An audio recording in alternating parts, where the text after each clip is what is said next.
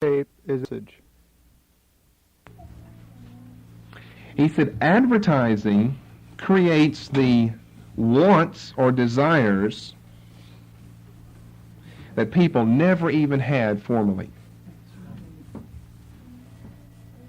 You think of that, there are some things, or take your children for an example.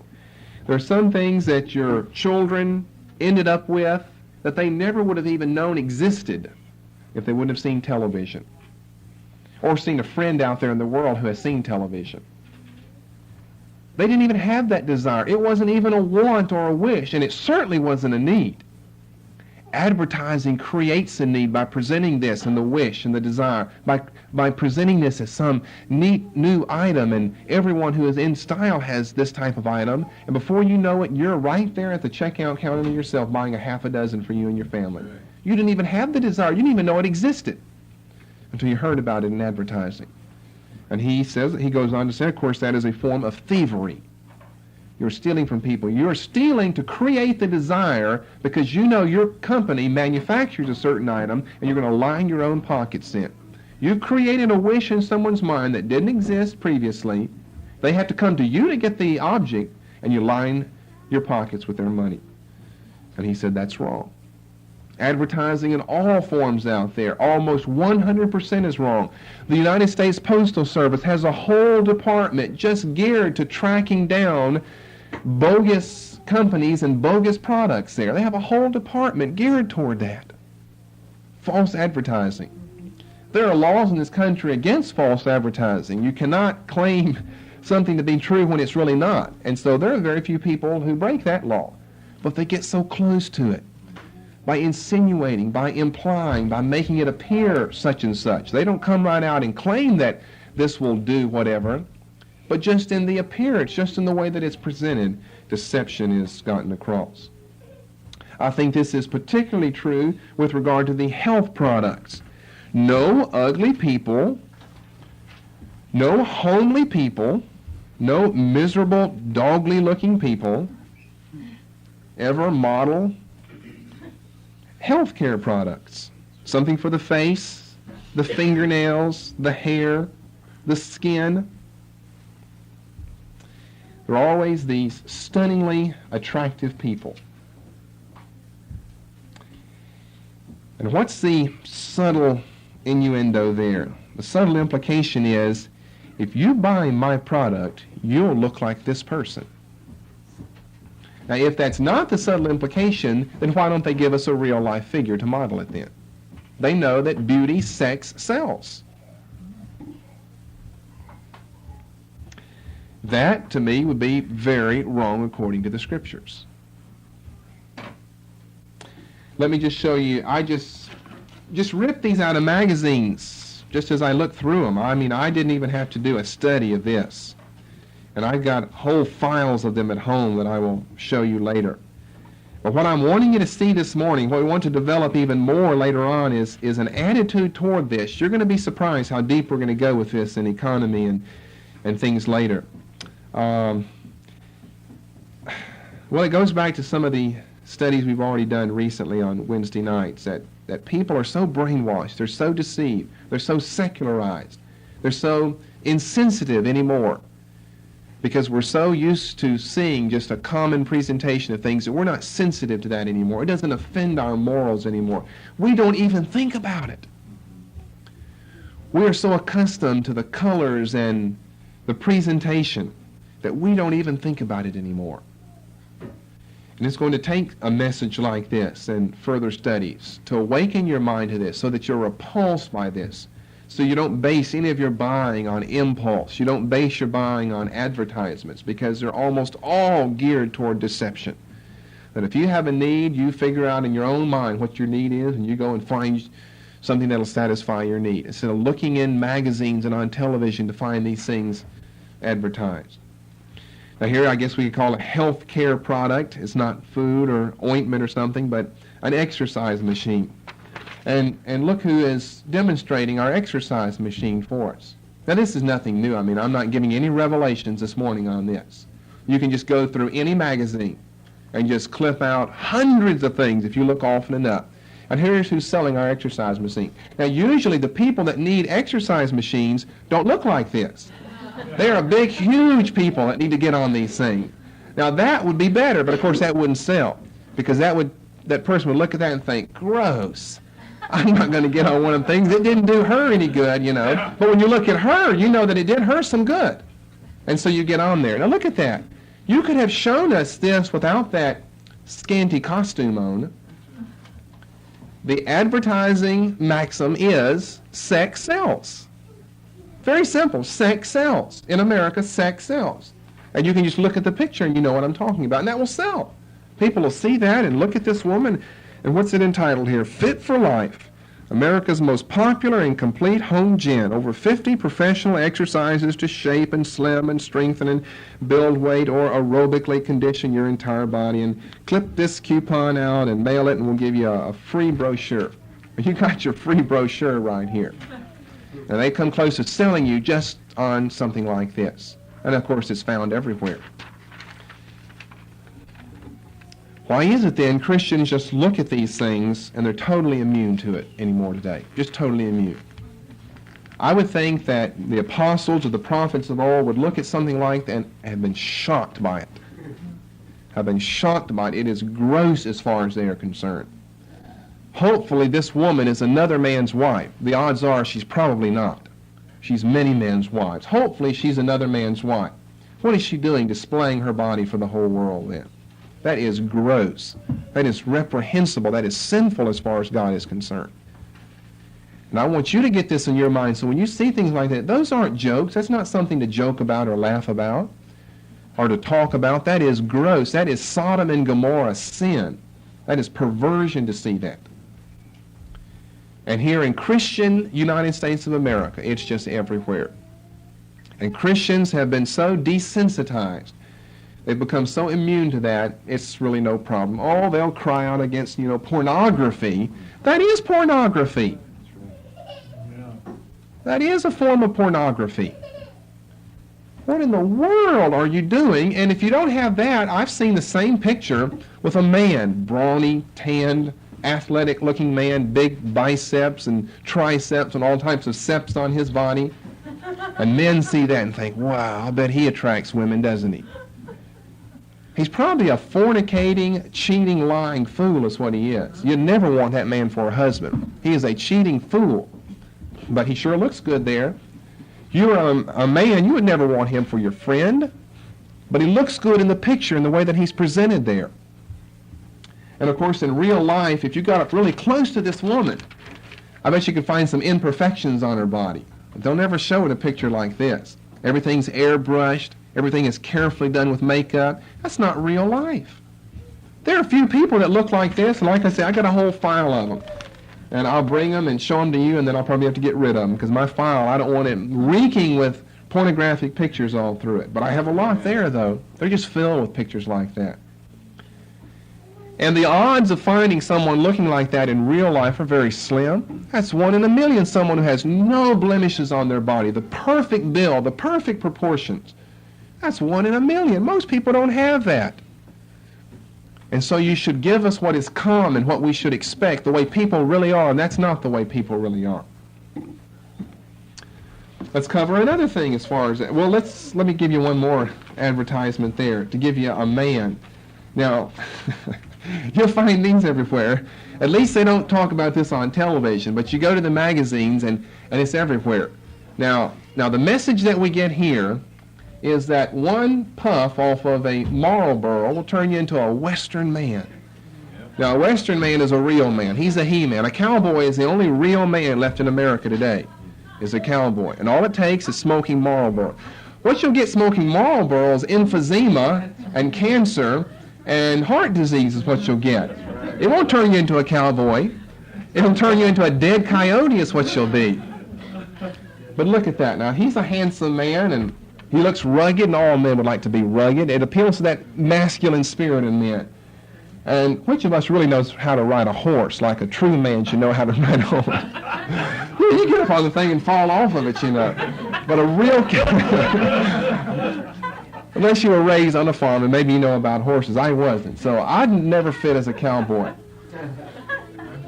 Now, thankfully, it's the law, and it does no good. Look at this big white block down here. Surgeon General's warning, and people just look right over that. Smoking causes lung cancer, heart disease, emphysema, and may complicate pregnancy. Well, then you know what? On the basis of this, it should be outlawed in this country. Amen. We are allowing people, we are selling people things that are going to kill them. Now that is just totally absurd as far as God is concerned. That should be outlawed. But what would those farmers in Kentucky and North Carolina ever do, though? You know, if you happen to be a preacher in those two states, Kentucky and North Carolina, where they raise all that tobacco, you can never preach against that because half your church is filled with people who raise tobacco. It's a bad place to have to preach. If you if you want to be true, it's really bad, because what are you going to say about all these people? Well, you have to tell the truth about that. And look, even now it's a law that you have to, and you can look on the package of cigarettes, and it's the same law. You got to have the Surgeon General's warning on there.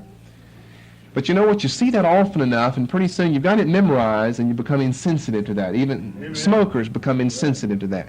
First time it's on there, you look at that heart disease, you go like that, you know, I'm getting rid of these cigarettes, but I'll smoke just this pack today.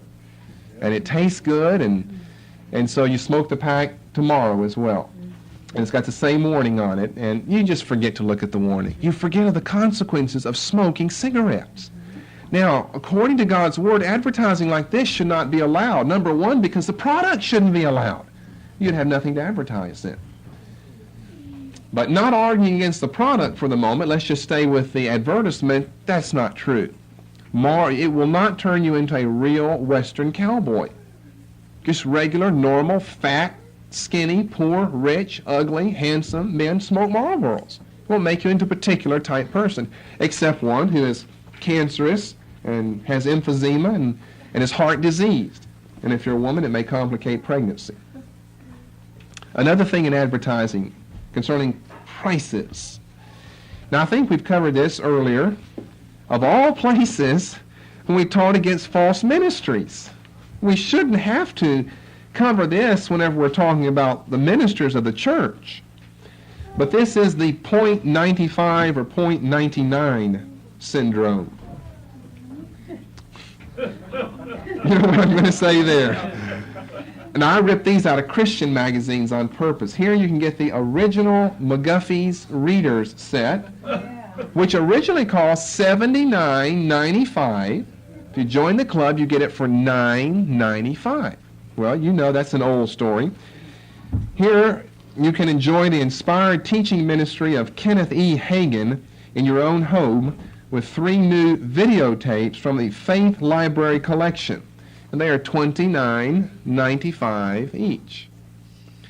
If I'm not mistaken, the New Orleans conference cost $69 for a couple. Now, why $69? Why $9.95? $79.95? $29.95? They would argue, but all people who buy, they already know that. That's true, we already know that, but it still deceives multitudes of. $9.95 sounds less than 10. Did they tell us a lie? You see, if we're going to go by a strict definition of black, white, white, black, no, that's not a lie. Their product actually costs $9.95, excluding tax. It's not $10, it's $9.95. But the meaning is that it's less than $10. They say, well, 5 cents is less, but not significantly less, though. It's in the same ballpark. $9.50 is less than $10, not $9.95. And especially not $9.99.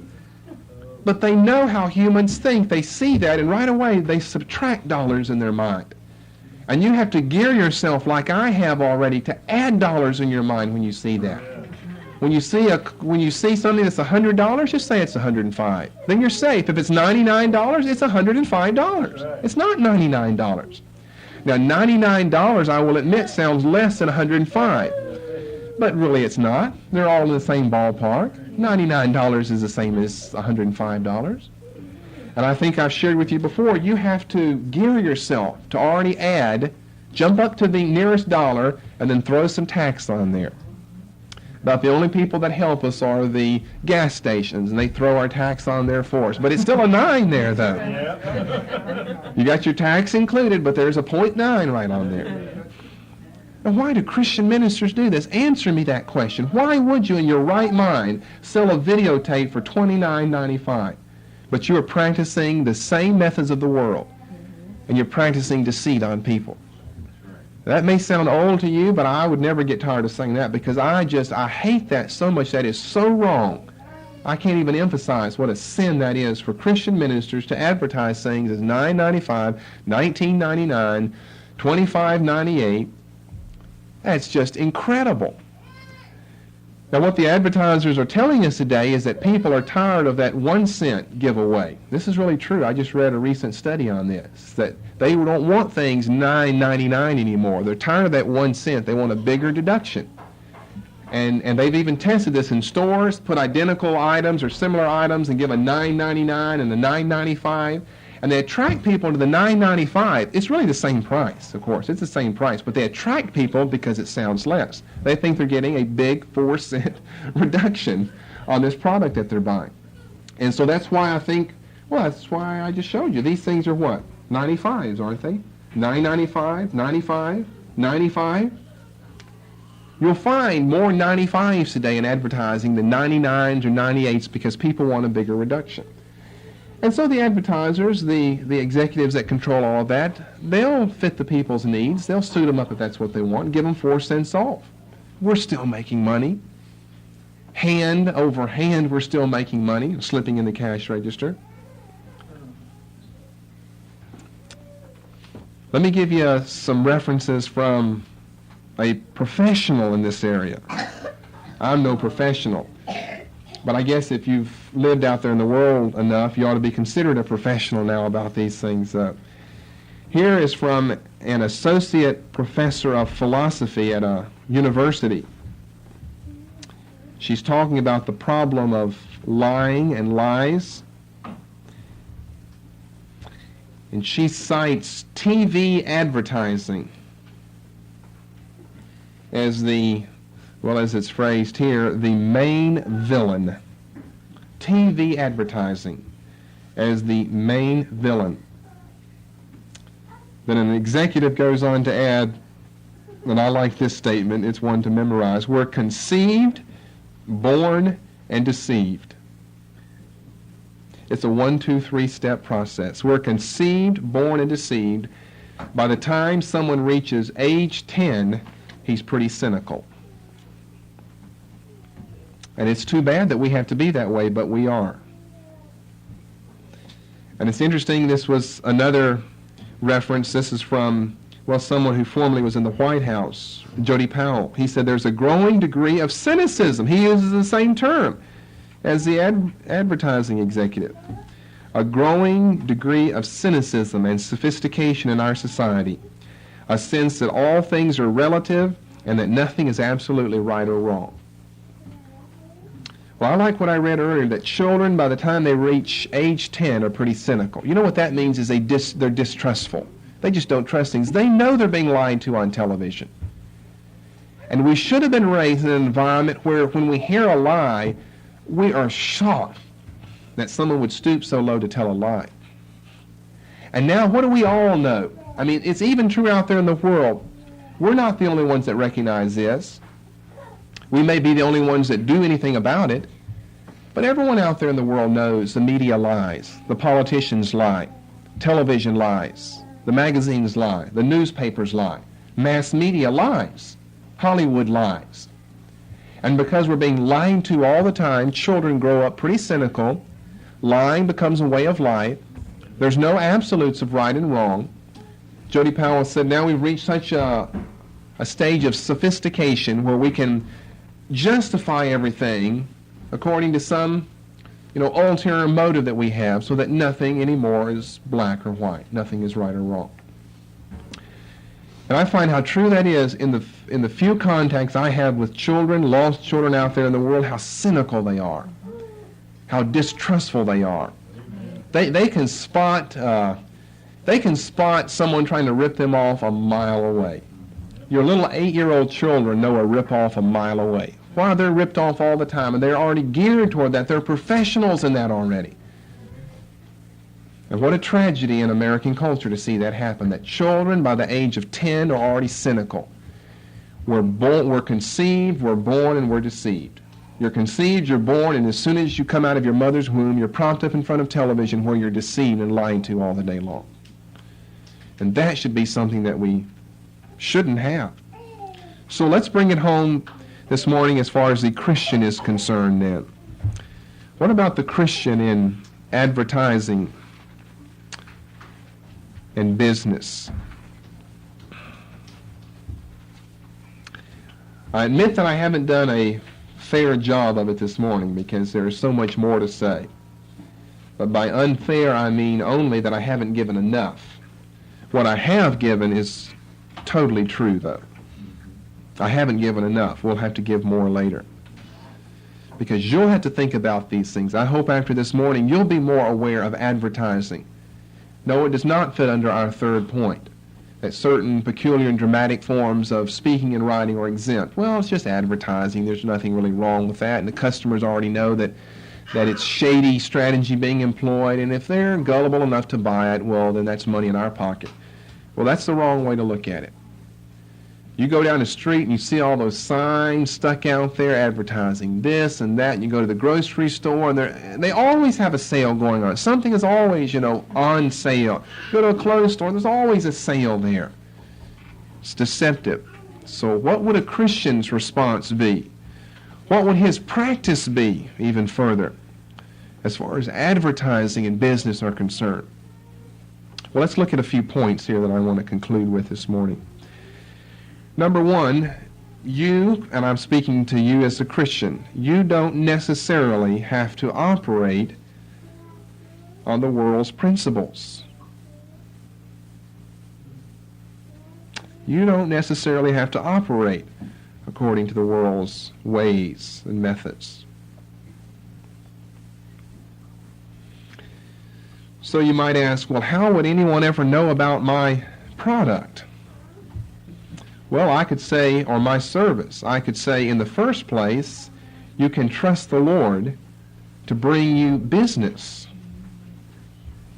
Whatever happened to just trusting God, or if you were lost, just depending on luck or good fortune or something to come your way?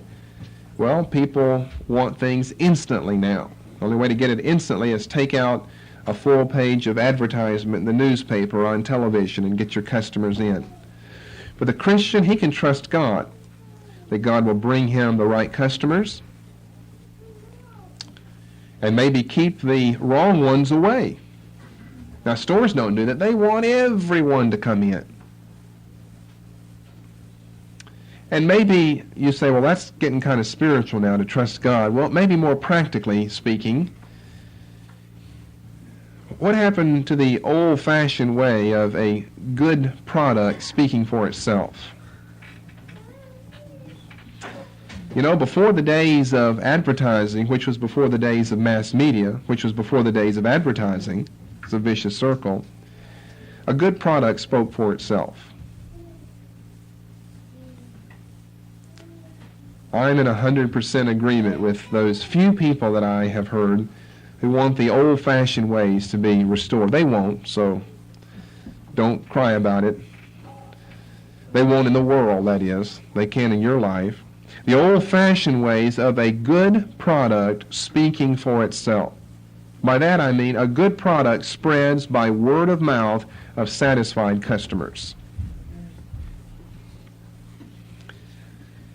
They would argue again, well, we've got the same problem. That may take a little time. Well, that is the problem of living in an instant society. Yeah, it may take you a year or two or three to build up customers.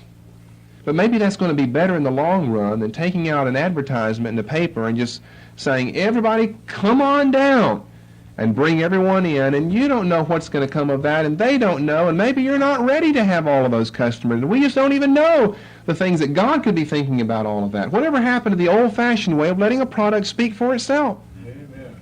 People didn't used to advertise about their products. Their products were their advertising agency. You see, today you have to have people come and tell us how good the products are, because if they didn't tell us, we wouldn't know otherwise. Whenever we have the products or they render the services unto us, we could have never told without them telling us that this product is a good product. They've got to tell us by lying to us in advertising. In the olden days, the old-fashioned way was, if you want to advertise your service that you render or the goods that you manufacture, just do it good. Produce quality merchandise, render quality service, and that'll be the best form of advertising you could ever think of. And I agree, that is the best form that's ever been invented. The other way doesn't work in the long run, because customers are going to swap brands sooner or later because you lied to them about what yours would do for them. How many times have you swapped brands on something because you thought it was going to be good and they lied to you? Well, that's just part of being in American life and American culture. The best method of advertising ever invented was let the product speak for itself. For the continuation of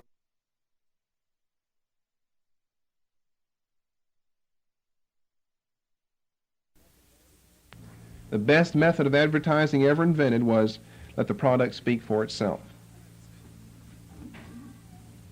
So that's what the Christian should do. The Christian should produce a quality product. Advertising almost rules out the need for quality, because advertising is going to attract the people based on the glitter and the glamour of it. And it really rules out the need for quality. If you didn't have advertising, what are you going to depend on then? What's left if you don't have advertising? Quality work. If you don't give quality work, you'll never get repeat customers, and they'll never tell their friends. But you see, if you never get repeat customers and they don't tell their friends, that's okay, because advertising will still tell your friends for you, though. See, advertising will always jump in there and fill any of those gaps that poor quality might have left. If you don't have advertising, then what that is going to do is bind the person to quality merchandise. And there are very few companies today that produce any quality merchandise anymore. You see, that would be a whole solution to these plastic, junky things that we have in America today. Rule out advertising. These big companies would be dependent on the quality of their merchandise, on whether they ever got you back as a repeat customer or got your next door neighbor from you spreading the word to them. They would depend solely on the merit of the product itself. And according to the scriptural teaching of economics, that is where the bottom line is. The merit of the product itself, the worth, the quality of the product itself should be its selling factor. Not $9.95, $9.99, or sex sells, but the inherent worth and quality and the usefulness of the product itself, whether you're rendering a service or you're producing goods, products for someone. The inherent quality and worth of it should speak for itself and should be all the advertisement that an individual needs. Okay, another point that I want to make, and we'll elaborate on all of this more later. It is legitimate to offer a price reduction for quantity purchase. I wouldn't want to bind you to think that you couldn't offer a price reduction because that might appear like, advertisement or something. But you see, most price reductions are really no price reductions at all. They jack up, as they say, the price so much on the first product that giving the second one away is already paid for by the sale of the first one. And what's more than that, most of the time, the reason for offering a discount or buy one, get one free is to get the person in the store to buy more. Now, I don't think a Christian should operate on that principle. To offer one free for the purchase of one just to attract someone in the store to get them to buy more. I think that is an underhand, devious way to do your business. I think that is underhanded and devious to do business. But I don't see a problem with, if someone is going to purchase in quantity, a large number, that you could give them a price reduction. Maybe it's going to cost you less now because it's a large quantity. Price reduction, I wouldn't have any problem with that. I have a problem with the shady lower end of that. Most companies, let's say you're trying to mail order something, most companies will give you a price reduction for quantity purchase, and I think that's good. If you're going to buy 14 of the same thing, they ought to give you a reduction. But if they're just trying to sell one and give one away to get you into the store, that's underhanded then. You see, if it's quantity, the point there, why isn't that underhanded? You're going to buy that many anyway. They're not getting you into the store and they're going to trick you into buying more. You're going to buy 100 or 200 of that item anyway. I mean, you've already made up your mind. Whatever price you're going to have to pay, you've got to have those. So if you're going to buy that much from them, I think that they should give you a price reduction. So I don't find anything scripturally wrong with that, for the Christian to practice that. In the third place, it's not expected that you, as this scholar has noted, it's not expected that you parade all possible potential future defects or problems before your customers. Because there might be no end to what potentially might happen in the future. It's not expected for you to parade all the possible potential future. You don't even know whether they're going to happen or not. Well, don't bother your customer with the unknown then. Defects and problems before your customer. But the serious ones, the ones you know about, certainly the Christian would make those known. Certainly the Christian would make those known.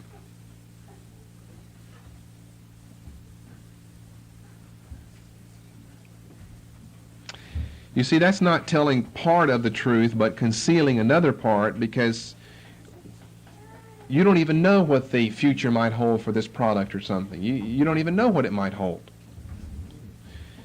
But if you know of the defects or serious problems, such as smoking cigarettes, as we saw there, then it would be your responsibility and your duty to inform the person of that. Then the person might say, but what if, that's going to run me out of business because my product isn't very good? That brings us to the fourth point. According to Scriptures, the Christian may only deal with quality merchandise and quality service. Now, do you realize that? The Christian cannot even sell junk. He can't manufacture junk. That is against the very principle of work in Scriptures. The Christian may only deal with quality merchandise and or service. Now, I think a few Christians know this from those passages in the practical sections of Paul's epistles where, especially in regard to service, Paul says, now if you are a slave to one man, then don't serve him just when he is present, but serve him well all the time, because really you're serving the Lord Jesus Christ. They think, well, that's true, that if you do a job service-wise, you should do a good job. And the Christian is not allowed anything less than that. Well, that's true. Few people carry that over into merchandise, though. And the same principle applies. Same principle applies. Why would God allow you to sell some worthless object to people just to get their money? You created the desire in their heart to begin with, and you produce a product so you could line your own pocket. We'll get into this really heavily later, and it's just it'll have to. If you're honest and you want to go on with God and agree with the Scriptures, it'll have to totally rearrange the way that you've been brought up and think about things. Even the way you've been brought up in Christianity to think about things. Because you may have never thought before this morning about these worthless items out there. Well, now, it wouldn't be anything wrong with me manufacturing that. Do the people need that? Is it going to do any good for them? Do they really need that? Isn't it just a worthless nothing? Then the Christian shouldn't be producing that. It doesn't contribute to society. Society doesn't grow positively as a result of that. And you can just go down a list of things that society doesn't need. You can go down a list of things that they do need. They need some food, so you could sell food, but you better watch what type of food that you sell too, though. And you can make your own list of things society needs and doesn't need. And what society doesn't need are these department stores, these clothing stores, these children's toy stores that are filled with material items that you'll never need if you live 9 lives. every imaginable type of little tank and truck and car for your child to play with, and every imaginable type of game to get involved in. That is not necessary at all. It's not necessary at all.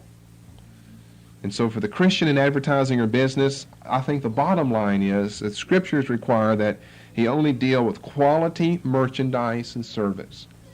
And that if he's in something other than quality service or merchandise, then he either improve or get out. One or the other. Some things you can improve. If it's a worthless trinket, it's just worthless. You can't improve on that. You can improve on the way you work. You can improve on your service, though. And we can't sit here and be critical of American society and all of its faults and blemishes and then do the same things ourselves. These are serious problems in American culture today. Sociologists are concerned about this. Psychologists are concerned about this. Child growth experts are concerned about this. Advertising, television, toys, cereals, all of this junk that's out there. It teaches you an entirely different value system that your parents didn't have, or if they're too young, that your grandparents didn't have, where they value quality items, they value hard work, they value a real job, a real job. Think how many jobs would just be ruled out as unnecessary, just unnecessary. The production, let's just take, just off the top of my head, Coca-Cola. No one needs Coca-Cola. I wonder how many thousands of employees would just be out of a job mass-producing Coca-Cola all over the world. It has no positive benefit, has no good health quality to it at all. It just tastes good. But see, we're in an instant society. We want to feel good, have it now, taste good, look good, an instant society. That's so foreign. And then you try to read the Bible. That's why we've got denominations today. That's why we have mixed up charismatics today.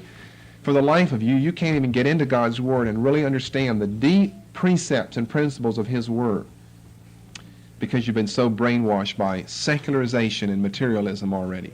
You're already brainwashed by that. You don't know what good work is all about. You don't know what a good afternoon is all about. A good afternoon is in front of Trashy Vision, you know. You don't know what quality merchandise is anymore because you're already cynical by the time you're 6 or 7. He said 10. It's probably earlier than that. It's probably conceived, born, and deceived is how early it is. You're already cynical. You've already seen your toys just disintegrate when you just push one wrong button on it. And just disintegrates. In the olden days, what you did is you got a rope from a tree. You still see them every now and then. And you put a big old tire in that. And you could swing. Well, I remember when we swung in, it must have hung there for years and years. Never did rust. Tire and the rope can't rust. Never fell apart. And what do? We go out and buy these elaborate outdoor gymnasium sets, you know, where you can do just about everything on it. The thing, you can't get the bolts put together right, and the dad curses on Christmas morning because you can't ever get it together. It rusts, it breaks, it bends. And horror of horrors, after the first week, the child is back in the swing on the tree anyway. Because that's more real. That's the old-fashioned way. And they give up their swing set and I didn't say you couldn't have a swing set. I'm not going to make any pronouncements on things like this morning. I'm just saying, think about these things. You should reevaluate the whole way that we live and change our life where it's necessary. And it won't hurt a child at all in the world not to own some monkey bars. It won't hurt them. That's why God made trees. The monkeys climb in trees. Real monkeys do. Wouldn't hurt the child at all not to have a custom-made swing set to swing in. If you've got one, I'm being honest with you, I'm not critical of you at all this morning. I'm just saying it wouldn't hurt your child at all. I'm just saying you're a product of the same generation that I was raised in. And so I understand where you're coming from. But it wouldn't hurt a child at all to have to swing in a real swing made out of a tire or maybe a wooden board that the dad makes and suspend it by some ropes from the big oak tree or put on it on a maple tree. You can drink syrup while you're riding on your swing. Wouldn't hurt your child at all, but you see, you're brought up, if you're too close to the world and there's all this pressure from other families, you're not doing that for your child, you mean, old, cantankerous, selfish thing, spending that money on yourself, and your child here is swingless, doesn't even have a swing, no balls out there to play with. Most people, you open up their closet and they can outfit a whole Little League team. They got so many caps and gloves and bats in there. Way more than one boy needs. You could outfit a baseball team with what they have in there. You could outfit a football team with the equipment they have in there. One ball is all they need. They don't need 14 of different colors and shapes and sizes and get us some glow-in-the-dark ones so we can throw at night. They invent every imaginable toy. They invent the toys, create the desire in our mind, then we go and spend our hard-earned money. Have you ever heard of people playing baseball in the middle of the night with glow-in-the-dark balls? That's not the old-fashioned way to do it. You play when the sun is shining so you can get some sun while you're out there. That's the old-fashioned way. Everything is so up-to-date, so modern, so custom-made. They're doing the same thing with everything, cars and everything out there today. The olden days, a horse was a horse was a horse. You hope he had good breeding, but he still was a horse. You couldn't add a rear defrogger to him or something. He was just a horse. But when you invent the car, then think of what you can do. You've opened a Pandora's box. Think how many things you can invent to stick on that car then, just to jack the price up.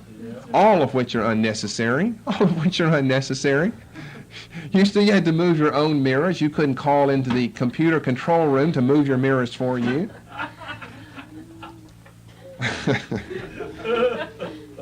Well, we'll do some more arguing later. Maybe for the Christian, if something can be a little more convenient for him and he uses the convenience to have more time for God and for His Word, well, maybe the end justifies the means there. But most people just want more time, to have more convenience, to do more things that are sinful. I mean, I'm not advocating let's go and get a washboard and destroy all indoor plumbing to prove how spiritual we are. If it's easier and faster to do it that way and it's not sinful and we can have more time to serve the Lord, then more power to it. But we have to watch our value system, the way it's being influenced by this country. So advertising and acting fitting under untruthfulness through and through.